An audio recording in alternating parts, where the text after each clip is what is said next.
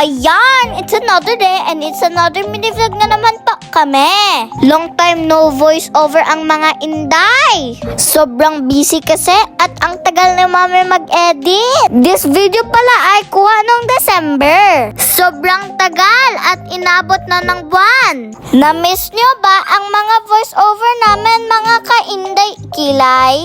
For today's vlog, nandito pala kami sa Aqua Planet. They check my height. Baka pwede ako sa half payment. Taasan ko kaya sila ng kilay ko.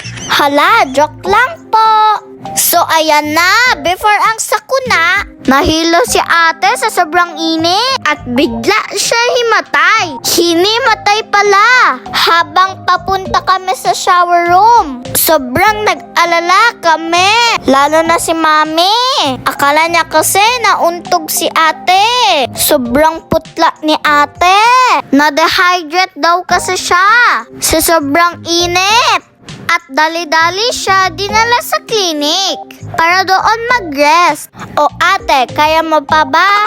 Outing pa more, swimming pa more. At dahil nag-rest si ate ng isang oras, ako naman nag-swimming na. O diba, itur ko kayo. Sobrang ganda dito sa Aqua Planet. Sulit talaga pero medyo mahal. Yung entrance nila kasi weekend.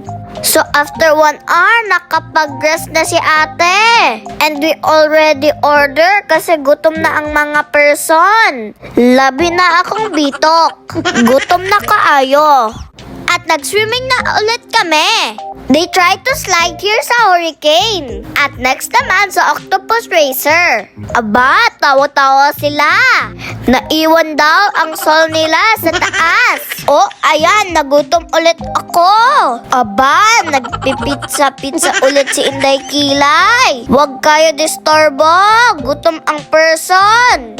So we rest for a while after kain. At next naman, pumunta kami sa wave pool at nagsusumba ang mga tao dito. At fast forward, nag-start na din si ate mag-swimming. But we need to observe daw kasi baka magsuka si ate. Ug Bisaya pa siya. Hala, banat jud din ha, Inday. Murag walay sakit. So I told Tita Appy I want to try in the hurricane slide. Kasi okay naman ako. Huwag ka mo sila mag-alala, kaya ko naman.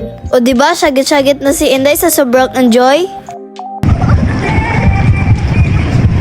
And next naman, our tita tried the octopus racer. Pero di ako sumama kasi pabaliktad kasi yung slide niya. Medyo nakakatakot.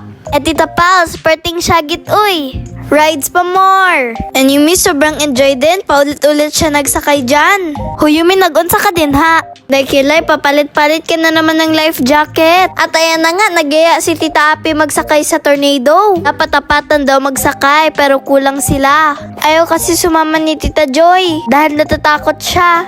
Kaya naghanap sila ng makasama na iba. Mabuti na lang nag-offer si Kuya. Siya na lang daw sasama sa kanila. O diba, kumpleto na yung mga apat? Diyos ko po, nakakatakot. Panahiyaw sila sa loob. O kaya nyo pa ba?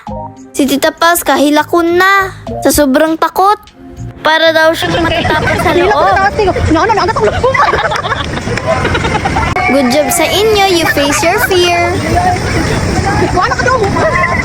At ayun na nga, di kinaya ni Tita Pals magsakay ng Super Bowl. At naghanap na naman sila ng makasama. Wala daw uwian. Hanggat di nila matry lahat. And dinner time, we eat here in Single Bungle. Nagkayayaan na naman kumain ng sanggipsal. Puro mga gutom. Maura, salamat sa pagtanaw. Sa hindi pa po nakapag-follow, please follow the sister po. That's all guys. Thank you for watching. See you in our next vlog. Bye!